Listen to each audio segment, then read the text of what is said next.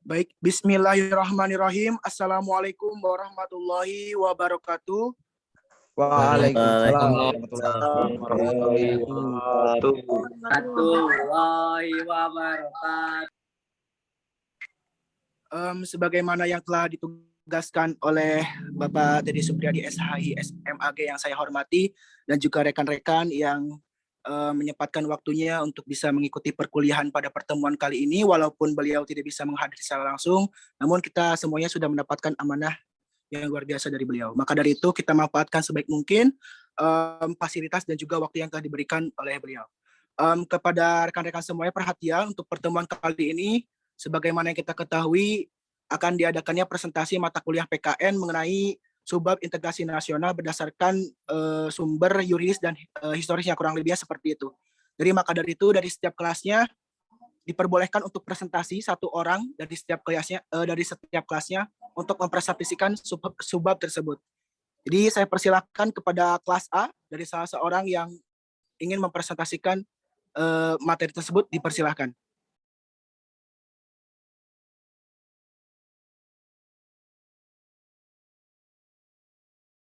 Boleh Raisan, barangkali ada yang mau presentasi dari kelas A terlebih dahulu.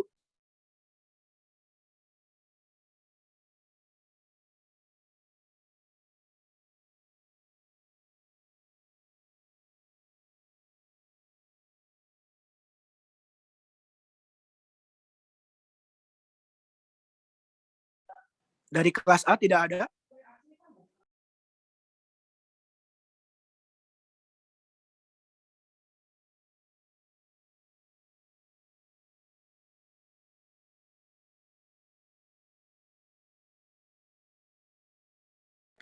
Sekali lagi saya ingatkan, dari kelas A barangkali ada yang mau presentasi mengenai subbab integrasi nasional berdasarkan sumber historis dan yuridisnya.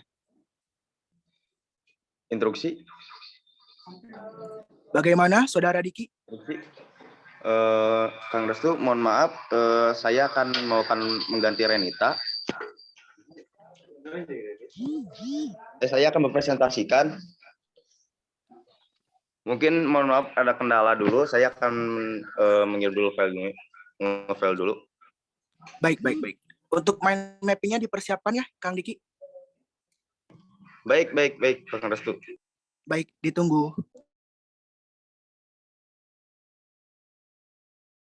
Dan untuk kelas B dan juga C-nya, boleh untuk dipersiapkan segera ya, untuk presentasi mind mapping pematerian pada pertemuan kali ini.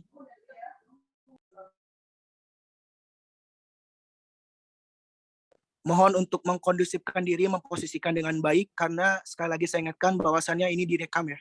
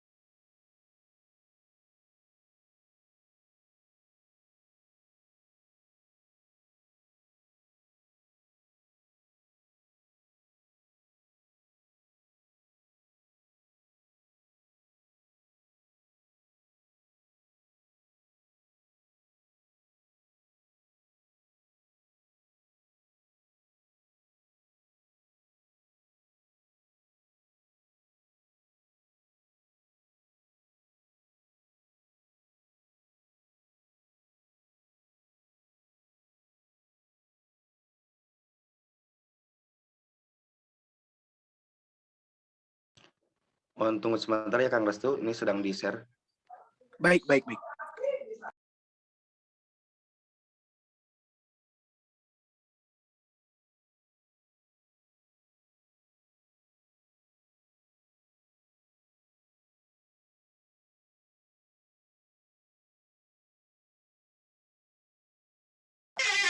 Baik, perhatian untuk semuanya. Sebentar lagi kita akan menyaksikan presentasi dari Saudara Diki Paharu Rozi dari Penja 1A, dan mohon disimak baik-baik kepada semuanya.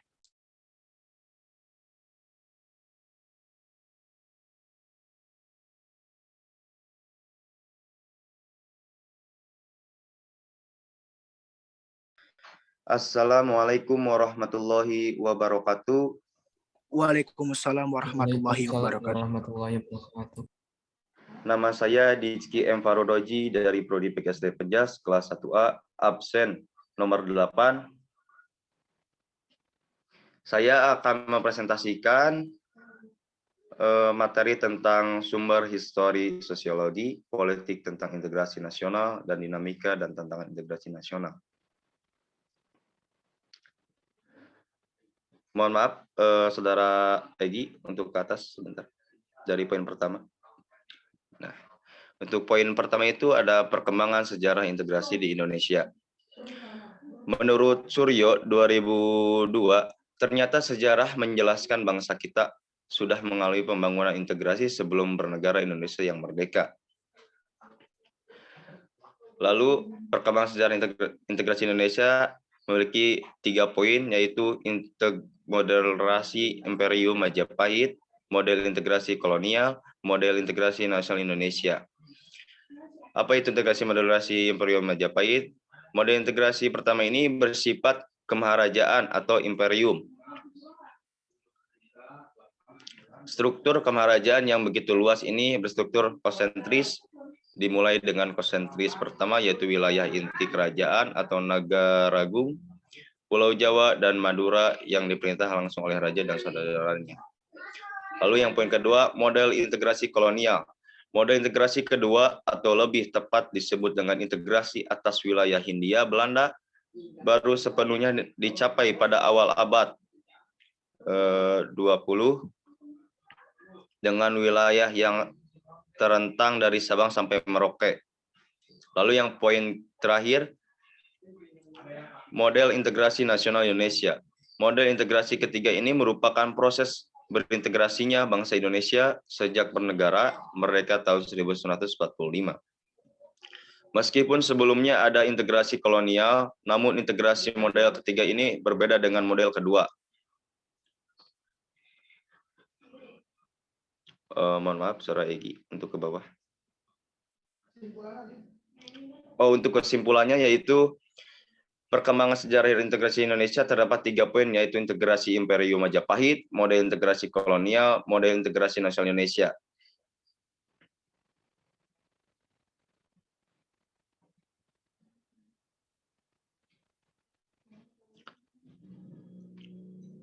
Lalu di sini ada perkembangan integrasi di Indonesia. Memiliki 5 poin, yaitu adanya ancaman dari luar, gaya politik kepemimpinan, kekuatan lembaga-lembaga politik, ideologi nasional, kesempatan pembangunan ekonomi. Adanya ancaman dari luar. Adanya ancaman dari luar dapat menciptakan integrasi masyarakat. Masyarakat akan bersatu meskipun berbeda suku dan ras ketika menghadapi musuh bersama. Lalu gaya politik kepemimpinan. Gaya politik para pemimpinan bangsa dapat menyatukan atau mengintegrasikan masyarakat bangsa tersebut. Pemimpin yang karismatik, dicintai rakyatnya, dan memiliki jasa-jasa besar umumnya mampu menyatukan bangsanya yang sebelumnya tercerai-berai. Lalu kekuatan lembaga-lembaga politik. Lembaga politik misalnya birokrasi juga dapat menjadi saran pemersatu masyarakat bangsa. Lalu ideologi nasional. Ideologi merupakan seperangkat nilai-nilai yang diterima dan disepakati. Ideologi juga memberikan visi dan beberapa panduan bagaimana cara menuju visi atau tujuan itu. Lalu kesempatan pembangunan ekonomi. Jika pembangunan berhasil dan menciptakan keadilan, maka masyarakat bangsa tersebut bisa menerima sebagai satu kesatuan. Mohon ke bawah.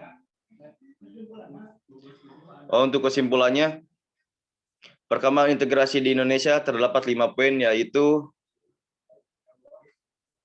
mohon maaf Peggy, agak ke kanan sedikit.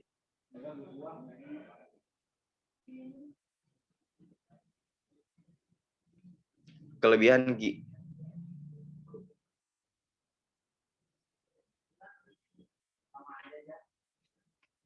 Ya, iya. Kesimpulannya, perkembangan integrasi di Indonesia terdapat 5 poin, yaitu adanya ancaman dari luar, gaya politik kepemimpinan, kekuatan lembaga-lembaga politik, ideologi nasional, kesempatan pembangunan ekonomi. Lalu yang poin selanjutnya,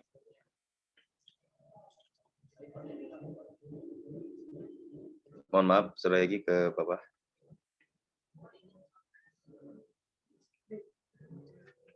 Belum muncul lagi, mohon maaf. Nah, lalu dinamika integrasi nasional di Indonesia,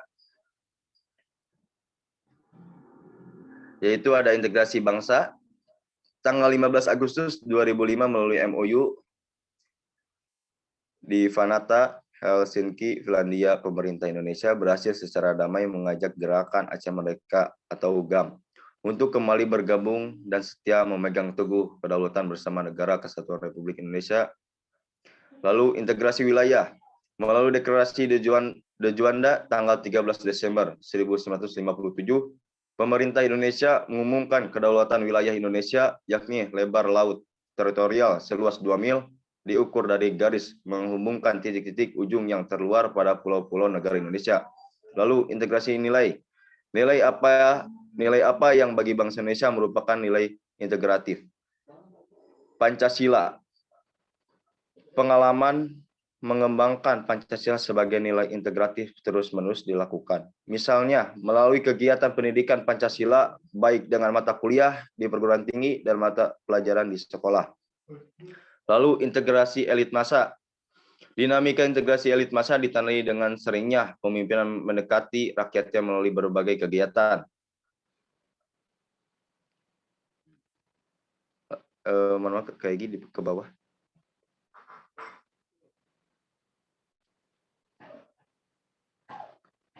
Mohon maaf, Peggy, ke bawah ada poin yang terakhir. Lalu integrasi tingkah laku atau perilaku integratif. Mewujudkan perilaku integratif dilakukan dengan pembentukan lembaga-lembaga politik dan pemerintah termasuk birokrasi. Dengan lembaga dan birokrasi yang terbentuk, maka orang-orang dapat bekerja secara terintegratif dalam suatu aturan dan pola kerja yang teratur, sistematis, dan bertujuan. Kesimpulannya,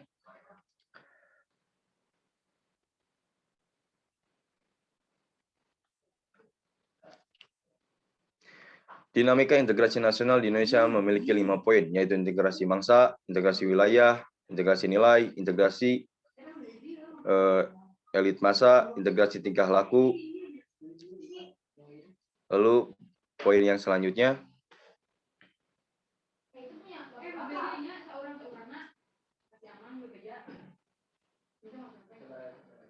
tantangan dalam membangun integrasi memiliki 2 poin, yaitu dimensi horizontal dan dimensi vertikal.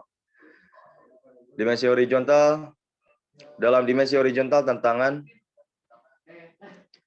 yang ada berkenaan dengan pembelahan horizontal yang berakar pada perbedaan suku, agama, ras, dan geografi. Dimensi vertikal, tantangan yang ada adalah berupa celah perbedaan antara elit dan massa, di mana latar belakang pendidikan kekotaan menyebabkan kaum elit berbeda dari massa yang cenderung berpandang tradisional. Kesimpulannya, tantangan dalam pembangunan integrasi memiliki 2 poin, yaitu dimensi horizontal dan dimensi vertikal. Sekian presentasi saya. Mohon maaf bila ada kesalahan atau kekurangan. Wassalamualaikum warahmatullahi wabarakatuh. Waalaikumsalam warahmatullahi wabarakatuh. Luar biasa sekali penyampaian presentasi dari Saudara Diki Paroraji dari Penjas kelas 1A. Dan untuk selanjutnya saya persilakan kepada yang bersedia dari kelas Penjas 1B untuk memaparkan kembali presentasi materi masih yang sama begitu seperti yang disampaikan oleh Saudara Diki. Dipersilakan, Bangga.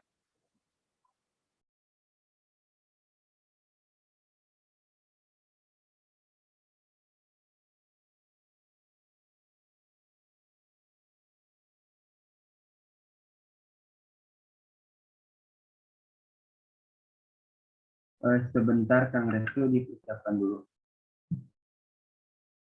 Yang akan presentasi siapa? Saudara Ahmad atau Saudara Rahman? Ahmad, Kang Restu. Oh, baik-baik. Boleh nanti di-share aja di grup angkatan untuk nanti di-share screen barangkali yang menggunakan laptop.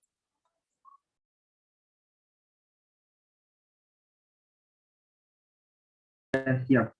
Kebetulan ini tinggal share dikirim ke Rahman. keputusan Pak Kang Resto.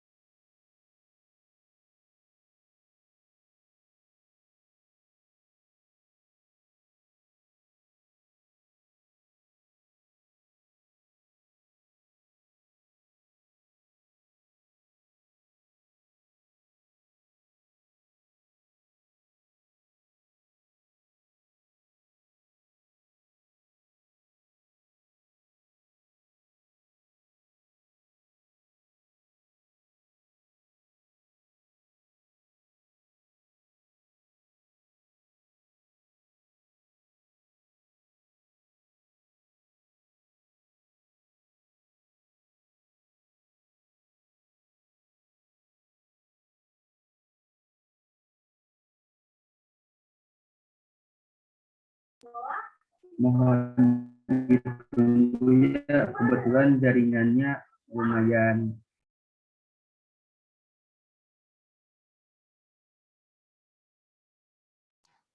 Bagaimana Saudara Ahmad?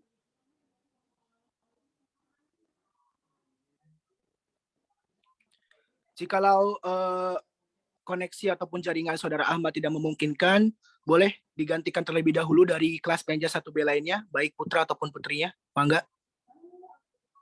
Siap, ini sudah bisa. Tinggal bisa.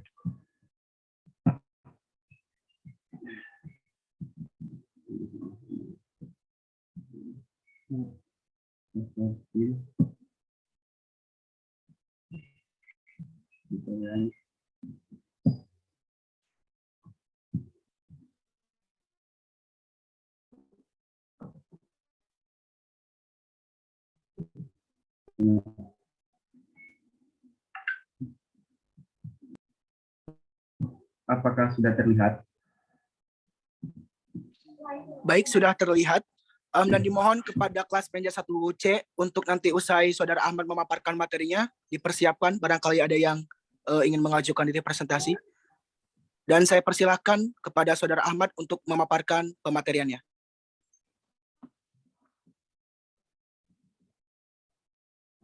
Ya, baik. Terima kasih. Hasilnya izin perkenalkan. Nama saya Ahmad Syarifudin.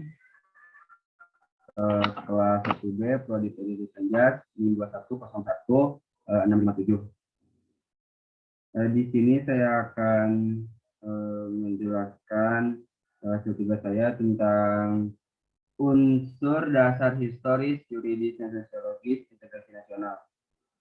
Sebelumnya kita singgung dulu sedikit tentang integrasi nasional, meskipun sudah dibahas, di mana untuk integrasi nasional merupakan suatu integrasi nasional merupakan sesuatu yang sangat berharga bagi suatu negara, di mana suatu negara dapat berdiri dengan kokoh jika memiliki suatu integrasi atau ikatan yang kuat antar bangsa maupun suku bangsanya. Selanjutnya ada dasar historis, yuridis, dan sosiologis integrasi nasional, di mana dasar historis integrasi nasional dibagi ke dalam 4 bagian. Yang pertama itu ada zaman kerajaan Sriwijaya, di mana kerajaan Sriwijaya berkuasa kurang lebih sekitar dari abad 7 hingga abad 12. Di mana pada masa itu disimbolkan kejayaan dari kerajaan terbesar di Nusantara ini dengan wilayah kekuasaannya yang sangat luas, bisa mencangkup sampai Nusantara, bahkan Vietnam dan juga Malaysia. Itu integrasi di sini masih berupa kerajaan sesuai dengan zamannya, yaitu masih kerajaan. Selanjutnya ada kerajaan Majapahit, di mana kerajaan Majapahit di sini berkuasa mulai dari abad 13 hingga abad 15. Ini juga merupakan sebuah kerajaan terbesar di Nusantara, di mana kerajaan ini mencapai puncak kejayaannya pada masa Raja Hayam Wuruk dengan patihnya yang sangat terkenal, yaitu Patih Gajah Mada. Hubungan dengan integrasi di sini bahwa negara ini mempunyai cita-cita, yaitu untuk menyatukan seluruh Nusantara melalui sumpah patihnya, yaitu Gajah Mada yang dikenal dengan Sumpah Palawa. Namun sumpah tersebut tidak dapat terrealisasi berhubung Patih Gajah Mada gugur duluan sebelum sumpahnya terpenuhi. Kemudian zaman pergerakan nasional. Nah, di masa ini disebut sebagai masa momentum lahirnya kebangkitan nasional, yaitu sekitar abad 20 pada tahun 1908, di mana tahun tersebut berdiri suatu lembaga atau organisasi yang disebut Budi Utomo pada tanggal 20 Mei 1908, dan organisasi pergerakan nasional lainnya seperti Syarikat Islam yang ingin mewujudkan suatu integrasi nasional yang lebih kokoh dalam wadah negara. Nah, jadi pada zaman pergerakan nasional ini, konsep atau pola pemikiran integrasi nasional sudah mulai mengacu kepada sebuah negara, bukan lagi bersifat pada masa kerajaan. Nah, selanjutnya ada zaman kemerdekaan. Nah, di sini bisa dikatakan puncak dari integrasi nasional tersebut, di mana dari awal zaman kerajaan Sriwijaya, kemudian Majapahit, ini di zaman kemerdekaan puncak di mana suatu integrasi nasional itu dapat terrealisasikan atau terwujud dengan berdirinya atau lahirnya sebuah negara, yaitu negara Republik Indonesia. Jadi bukan lagi istilahnya menyatukan secara kerajaan ataupun Nusantara, tapi ini emang membentuk menjadi sebuah negara yang berdaulat, yang mempunyai pemimpin dan lain sebagainya. Nah, di sini dikatakan adalah puncak, bisa dikatakan puncaknya suatu integrasi nasional tersebut dicapai.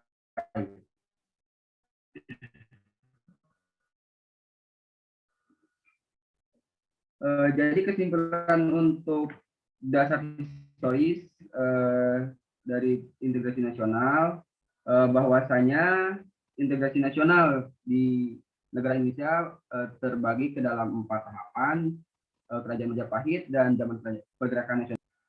Selanjutnya ada landasan yuridis integrasi nasional, di mana landasan yuridis integrasi nasional dibagi ke dalam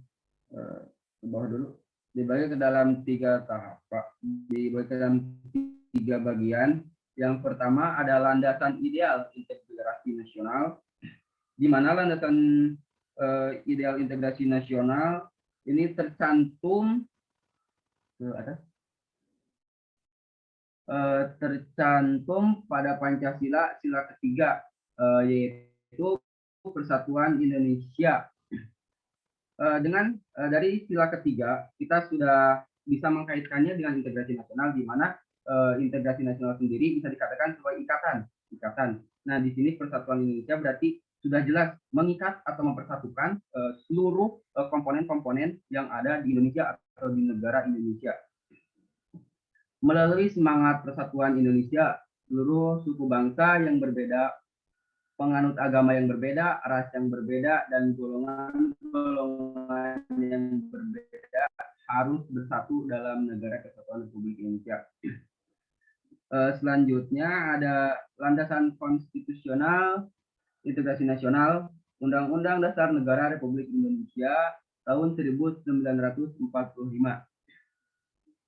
di mana landasan konstitusional integrasi nasional terdapat pada pasal 1 Undang-Undang Negara Republik Indonesia tahun 1945 ayat 1, yaitu negara Indonesia adalah negara kesatuan yang berbentuk republik.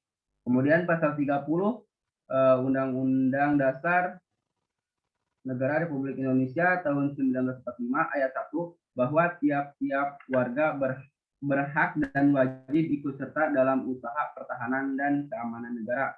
Kemudian ayat 2 yaitu usaha pertahanan dan keamanan negara dilaksanakan melalui sistem pertahanan dan keamanan rakyat semesta oleh Tentara Nasional Indonesia dan Kepolisian Negara Republik Indonesia sebagai kekuatan utama dan rakyat sebagai kekuatan pendukung. Ayat 3, Tentara Nasional Indonesia terdiri atas Angkatan Darat, Angkatan Laut, dan Angkatan Udara sebagai alat negara bertugas mempertahankan, melindungi, dan memelihara keutuhan dan kedaulatan negara.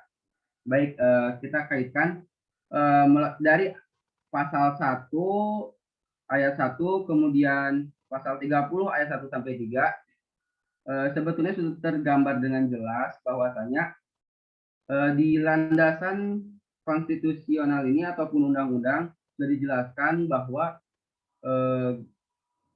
rakyat ataupun seluruh bangsa Indonesia itu bersatu, berintegrasi menjadi satu kesatuan yang kokoh. Kemudian di sini diibaratkan sebagai TNI, kemudian dan yang lainnya itu sebagai orang atau lembaga yang berjuang di garis depan. Kemudian kita sebagai rakyatnya juga ikut membantu untuk menjaga keutuhan negara supaya negara tersebut bisa tetap berdiri dengan kokoh. Percuma saja apabila yang berjuang hanya ibaratkan aparat negara seperti TNI Polisi, sedangkan kita rakyatnya hanya acuh, maka negara tersebut tidak akan bertahan lama karena tidak adanya suatu ikatan antar sesama masyarakat dan juga aparatnya seperti itu. Selanjutnya ada ketetapan MPR Republik Indonesia nomor 5/MPR/2000 tentang pemantapan. Adapun maksud dan tujuan TAP MPR tersebut berkenaan dengan kondisi yang diperlukan oleh bangsa Indonesia serta arah dan kebijakan yang tepat guna lebih memantapkan persatuan dan kesatuan bangsa dalam rangka integrasi nasional yang kokoh. Nah, jadi yang dimaksud ketetapan MPR di sini segala kebijakan yang dibuat oleh lembaga, contohnya MPR, itu tetap tujuan dan acuannya mengacu kepada integrasi nasional ataupun ikatan yang kokoh bagi negara tersebut. Kita ambil contoh kondisi yang diperlukan TAP MPR Republik Indonesia nomor 5 MPR/tahun 2000, di mana terwujudnya sila persatuan Indonesia yang merupakan sila ketiga dari Pancasila sebagai landasan untuk mempersatukan bangsa. Itu satu contoh ya. Sudah dikatakan melalui contoh tersebut bahwa rakyat Indonesia itu harus bersatu supaya mencerminkan atau mengamalkan sila ketiga berkaitan lagi sebagaimana tadi sebagai landasan ideal suatu integrasi nasional. Nah, seperti itu. Selanjutnya ada landasan sosiologis integrasi nasional. Merupakan bersatunya seluruh masyarakat Indonesia dilandasi oleh realitas suatu komunitas sosial yang memberi tempat dalam suatu keseluruhan masyarakat yang berbeda-beda dalam suatu wadah bersama karena didasarkan adanya kepentingan yang sama.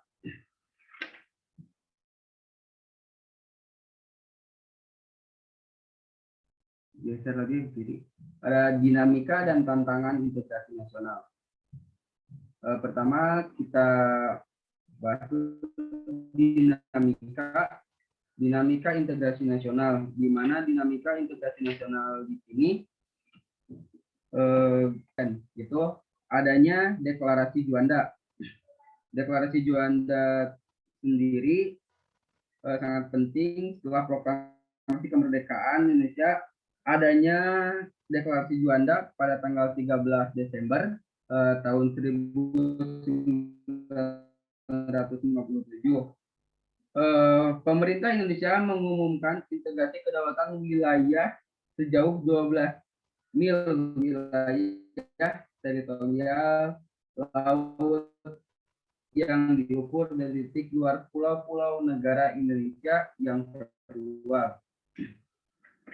Selanjutnya ada perjanjian Helsinki antara Indonesia dengan Gerakan Aceh Merdeka, di mana perjanjian ini terjadi di Finlandia antara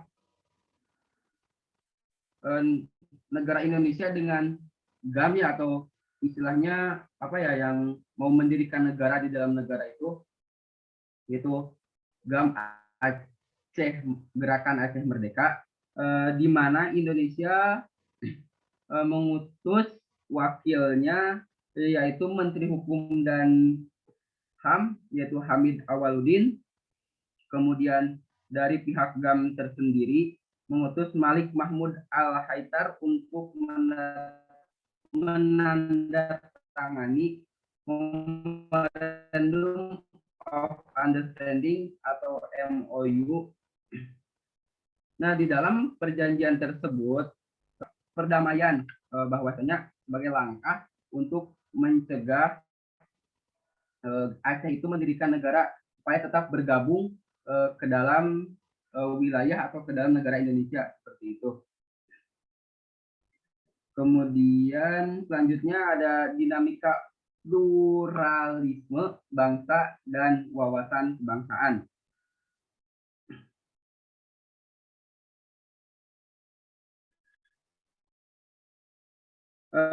Ditinjau dari segi etnis dan budaya daerah masing-masing, bahasa daerah, agama yang dianut, ras dan sebagainya, membutuhkan suatu wawasan kebangsaan. Nah, jadi untuk hal wawasan Nusantara dapat menjadi aspek perekat dinamika integrasi nasional. Nah, jadi kenapa di sini dicantumkan pluralisme bangsa dan wawasan kebangsaan? Perlu diketahui negara Indonesia itu terdiri dari berbagai suku bangsa, agama, ras dan sebagainya. Maka dibuatlah suatu wawasan kebangsaan yang tujuannya sama ke integrasi nasional, sehingga tidak terjadi pecah belah antar suku, ras maupun agama. Gitu. Selanjutnya ada tantangan integrasi nasional, di mana tantangan integrasi nasional terbagi ke dalam 3, yaitu ada primordialisme, adalah suatu pandangan atau paham yang memegang teguh hal-hal yang dibawa sejak kecil, baik mengenai tradisi, adat istiadat, kepercayaan maupun segala sesuatu yang ada di dalam lingkungan pertamanya sehingga membentuk sikap tertentu. Di sini primordialisme bisa dikatakan lebih kebiasaan turun temurun dari nenek moyang. Jadi kebiasaan tersebut tidak bisa dihilangkan dari suatu ras, sehingga membentuk sikap tertentu. Itu kenapa dianggap tantangan bagi integrasi nasional, karena melalui perbedaan tersebut sebisa mungkin kita itu jangan istilahnya mengucilkan atau membeda-bedakan, tapi tetap dihargai sehingga tetap terjadi integrasi nasional. Kemudian stereotip etnis. Pada hakikatnya stereotip merupakan imajinasi mentalitas yang kaku, yaitu dalam wujud pemberian penilaian negatif yang ditunjukkan pada outgroup-nya, sebaliknya kepada sesama in-group akan memberikan penilaian yang positif. Selanjutnya ada etnosentrisme, didefinisikan sebagai pandangan bahwa kelompoknya sendiri adalah pusat segalanya dan semua kelompok yang lain dibandingkan dan dinilai sesuai dengan standar kelompok tadi. Dengan kata lain,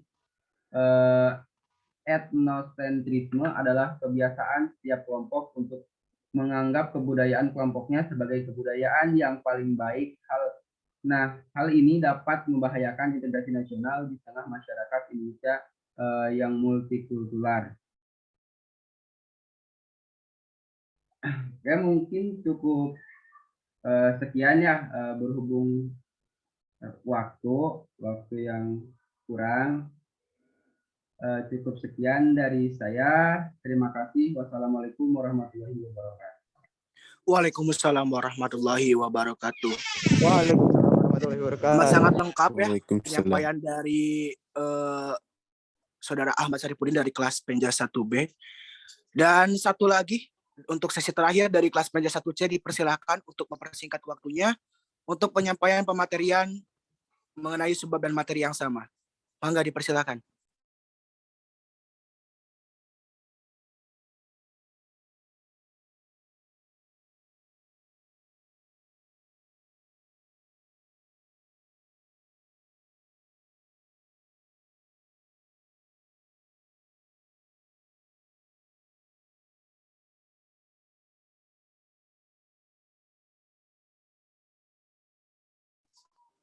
Silakan dari kelas Penja 1C.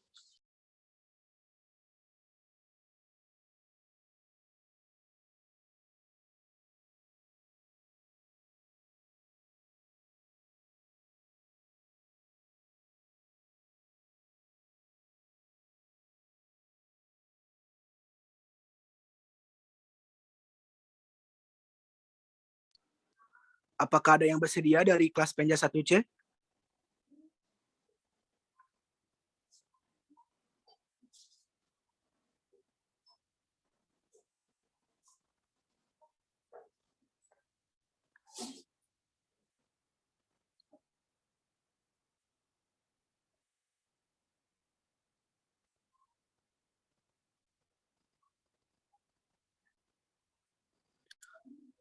Sekali lagi saya tanyakan apakah ada yang bersedia dari kelas Penja 1C untuk menyampaikan materi yang sama?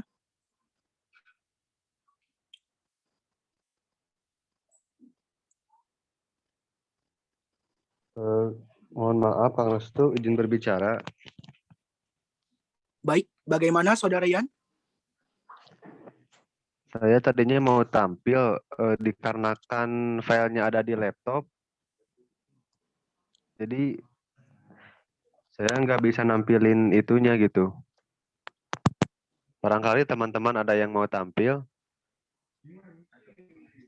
atau Kang Restu sendiri boleh meren.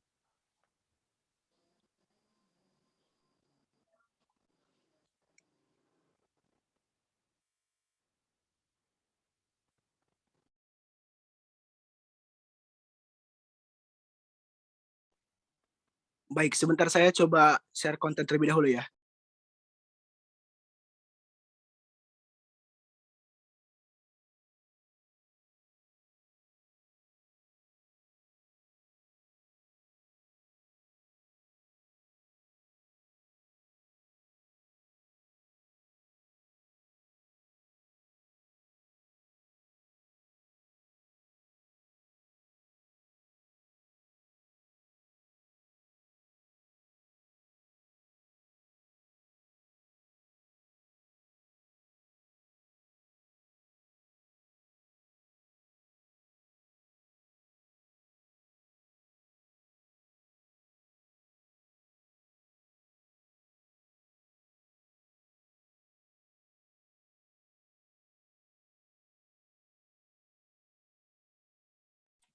Mohon bantuannya kepada Saudara Egi.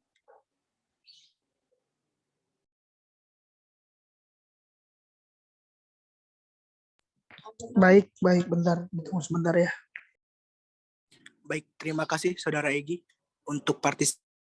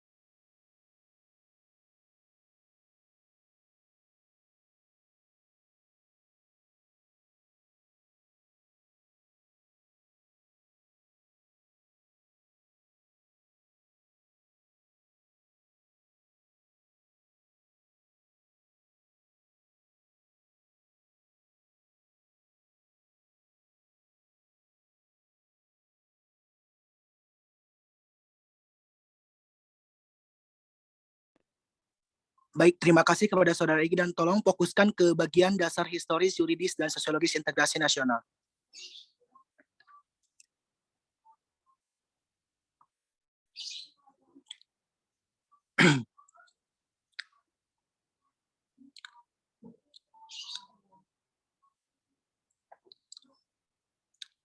Baik, bismillahirrahmanirrahim. Assalamualaikum warahmatullahi wabarakatuh. Perkenalkan, nama saya Restudi Firmansyah dari kelas PNJ 1C dengan rincian nomor induk mahasiswa 2108475. Di sini saya sama halnya dengan rekan-rekan yang lain akan menyampaikan pematerian daripada integrasi nasional mengenai subbab dasar historis yuridis dari integrasi nasional. Yang pertama terdapat dasar historis integrasi nasional. Adapun berkenaan dengan aspek mendasar secara historis tentang integrasi nasional, yaitu dengan menelusuri peristiwa-peristiwa sejarah yang terjadi pada masa lampau yang dapat menjadi pelajaran bagi kehidupan bangsa Indonesia dalam mengokohkan integrasi nasional serta persatuan dan kesatuan bangsa. Berkaitan dengan itu, maka aspek historis integrasi nasional dapat dipelajari dalam periode sejarah pada zaman Kerajaan Nusantara, dari Kerajaan Sriwijaya, Majapahit, zaman Pergerakan Nasional, Kemerdekaan, Orde Lama, Orde Baru, dan masa Reformasi. Boleh lanjut ke bawahnya? Langsung ke yang bawahnya saja, Saudara Egi. Baik, lalu ada pematerian berikutnya mengenai landasan yuridis integrasi nasional. Secara yuridis landasan ideal integrasi nasional tercantum dalam Dasar Negara Republik Indonesia Pancasila, sila ketiga, yaitu Persatuan Indonesia. Untuk mewujudkan persatuan Indonesia dalam realitas bangsa Indonesia yang berkeanekaragam, maka integrasi nasional memiliki peran penting yang sangat strategis. Indonesia yang memiliki berbagai macam suku bangsa, agama, ras, dan golongan yang berbeda-beda tentu melahirkan kebudayaan yang berbeda-beda pula. Hal ini sangat potensial menyimpan konflik yang dapat membahayakan persatuan bangsa. Untuk itu, melalui integrasi nasional diupayakan dalam tetap menjunjung persatuan dan kesatuan bangsa. Kemudian dalam pokok pikiran pertama pembukaan Undang-Undang Negara Republik Indonesia tahun 1945 menyatakan bahwa negara melindungi segenap bangsa Indonesia dalam seluruh tumpah darah Indonesia berdasarkan atas persatuan dengan mewujudkan keadilan sosial bagi seluruh rakyat Indonesia. Hal ini mengandung makna bahwa dalam pembukaan Undang-Undang 1945 memiliki paham tentang negara persatuan, yaitu negara hendak melindungi segenap bangsa Indonesia dan seluruh tumpah darah mengatasi segala paham, golongan, dan perseorangan. Negara Indonesia mendasarkan dan pada persatuan dan kesatuan sebagai dasar integrasi nasional. Tidak boleh ada paham golongan maupun paham perseorangan. Makna inilah yang dikenal sebagai paham negara persatuan, yaitu paham negara integralistik. Dengan demikian, integrasi nasional merupakan implementasi dari semangat paham negara integralistik seperti yang diamanatkan dalam pokok pikiran yang terkandung dalam pembukaan Undang-Undang 1945. Baik, boleh lanjut ke yang selanjutnya. yang berada di bawah, Saudara Egi?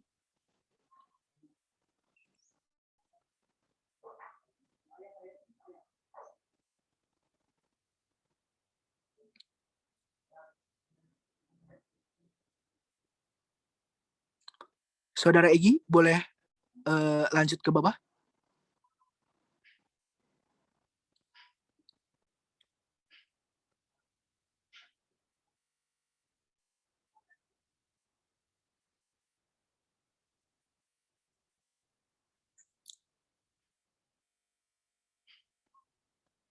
Agak ke atas sedikit, Saudara Egi, mohon maaf.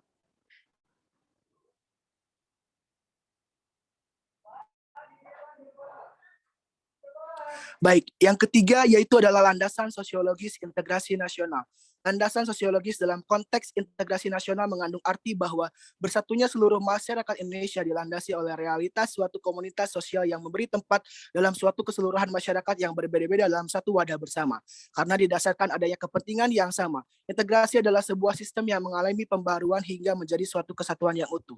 Integrasi sosial dimaknai sebagai proses penyesuaian di antara unsur-unsur yang saling berbeda dalam kehidupan bermasyarakat sehingga menghasilkan pola kehidupan masyarakat yang memiliki keserasian dan keselarasan yang seimbang.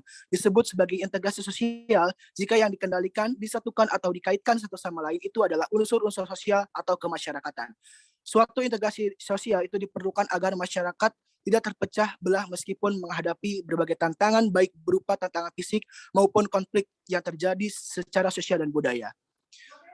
Lanjut mengenai kesimpulan mengenai landasan historis, yuridis, sosiologis tentang integrasi nasional. Maka dapat disimpulkan bahwasannya secara historis, yuridis, dan sosiologis, integrasi nasional memiliki landasan yang sangat berkepentingan ataupun berkesinambungan dengan persatuan Indonesia, di mana tercantum dalam keempat pilar kebangsaan yaitu adalah Pancasila, Bhinneka Tunggal Ika, Undang-Undang 1945, dan Negara Kesatuan Republik Indonesia. Mungkin hanya sekian yang dapat saya sampaikan. Mohon maaf apabila ada penyampaian kata yang kurang berkenan di hati kalian masing-masing.